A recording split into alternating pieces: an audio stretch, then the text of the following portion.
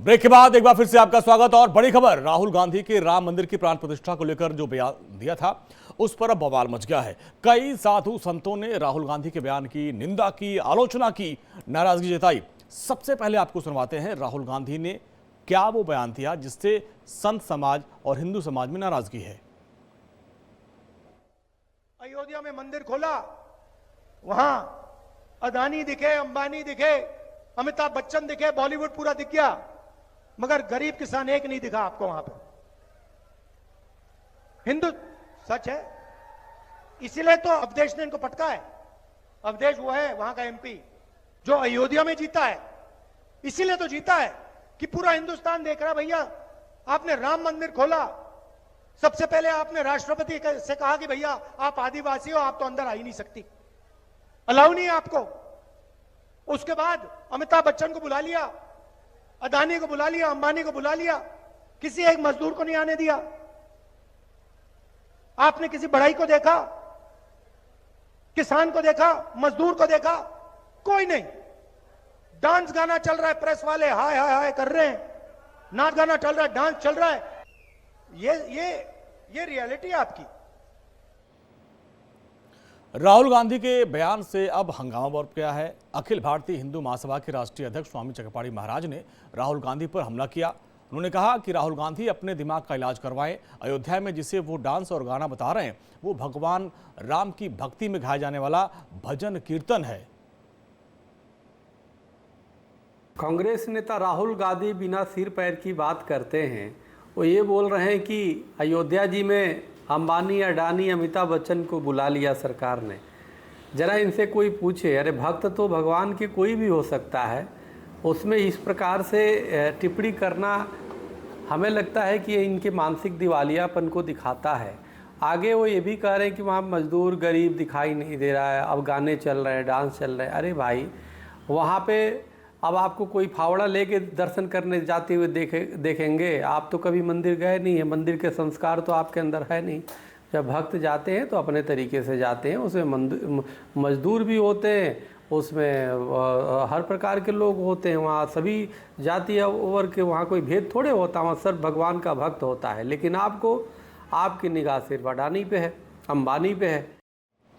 चलिए आगे बढ़ते, अब हरियाणा चुनाव की बात करते हैं। रोहतक पहुंचे हैं राष्ट्रीय अध्यक्ष जेपी नड्डा, सीधे चलते हुए कार्यक्रम में।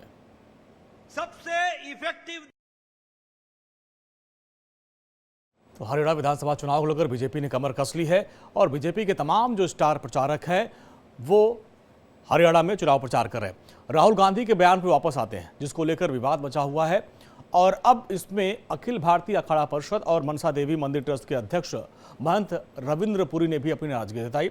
महंत रविंद्र पुरी ने राहुल गांधी को धार्मिक मामलों में नहीं बोलने की सलाह दी है। लोकसभा में नेता प्रतिपक्ष माननीय राहुल गांधी जी को राम मंदिर के विषय में बोलने का कोई अधिकार नहीं है, क्योंकि मंदिर की प्रतिष्ठा हो चुकी है। पहले ही कांग्रेस को भगवान राम का घोर श्राप लग चुका है, इसलिए धार्मिक मामलों पर उनको वक्तव्य देने से पहले उसका अध्ययन करना चाहिए।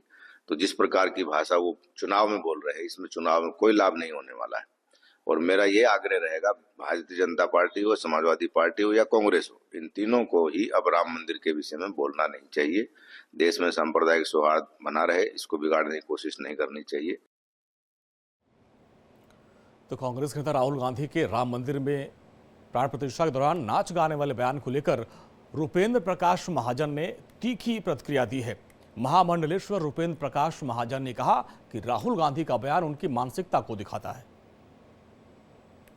राहुल गांधी जी अपनी जो मानसिकता है उसको दर्शा रहे हैं कि वो किस प्रकार से सोचते हैं देश के लिए।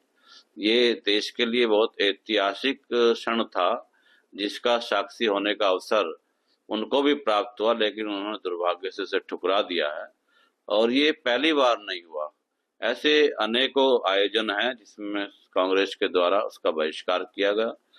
हम लोग देखते हैं कि जब कोई देश में ऐसा ऐतिहासिक क्षण होता है, उस ऐतिहासिक क्षण के साक्षी बनने का एक सौभाग्य होता है। वहीं काशीपीठ के शंकराचार्य स्वामी नरेंद्र नंद सरस्वती ने भी राहुल गांधी के बयान पर नाराजगी जताई। उन्होंने कहा कि राहुल गांधी से ऐसे बयान की उम्मीद नहीं थी और ऐसे बयान से हिंदुओं की आस्था को चोट पहुंची है। राहुल की विकृत मानसिकता का परिचायक है। संवैधानिक पदों पर रहने वाले व्यक्ति को असंवैधानिक बयान नहीं देना चाहिए। राम करोड़ों अरबों की आस्था के केंद्र थे। राम के व्यक्तित्व मर्यादा को क्या समझेंगे? ये माओ और चाओ वाले लोग हैं। राम अस्मिता है, मान है, सम्मान है, स्वाभिमान है।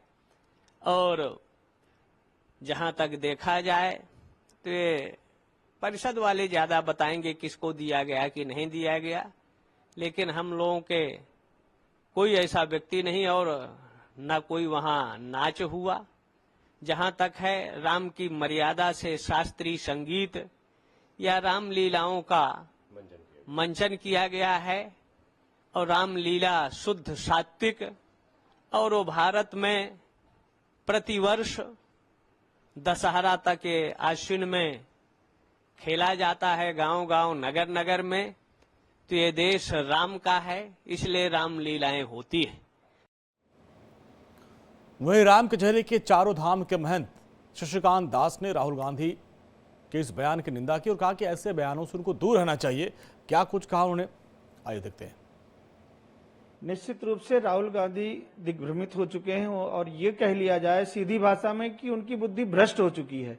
भगवान रामलला की प्राण प्रतिष्ठा के विषय में इस तरह की बयानबाजी करना निश्चित हमारे देश का दुर्भाग्य है कि हमारे देश के एक शीर्ष के पार्टी के जो पदस्थ राहुल गांधी जी हैं, जो अध्यक्ष के रूप में जाने जाते हैं और निश्चित रूप से पार्टी का पूरा भार उनके ऊपर है, जो कांग्रेस पार्टी को आगे बढ़ाना चाहते हैं, इस तरह की बयानबाजी भगवान श्री राम लला के रूप में कर रहे हैं, उनके लिए कर रहे हैं, तो उनकी बुद्धि भ्रष्ट हो चुकी है। जबकि भगवान की प्राण प्रतिष्ठा में किसी वर्ग को छोड़ा ही नहीं गया है, चाहे वो निम्न वर्ग के लोग रहे हों, चाहे सबसे उच्चस्थ पद पर बैठे लोग रहे हों, आमंत्रण सबको दिया गया। यहां तक कि सोनिया गांधी को भी आमंत्रण दिया गया, सारे लोगों को दिया गया। लेकिन जब चुनाव का समय आता है तो ढोंग रचते हैं, स्वांग रचते हैं। जिस तरह से वो कर्म करते हैं उसी तरह का वो दूसरों के विषय में सोचते भी हैं। वहीं जगत गुरु रामानुजाचार्य ने राहुल गांधी के बयान पर नाराजगी जताई। उन्होंने कहा कि जिस तरह से राहुल गांधी ने नाच गाने का जिक्र किया वैसा वहां कुछ नहीं हुआ था। राहुल गांधी के वक्तव्य का मैं खंडन करता हूं, घोर निंदा करता हूं। ऐसे वक्तव्य उनको नहीं देना चाहिए।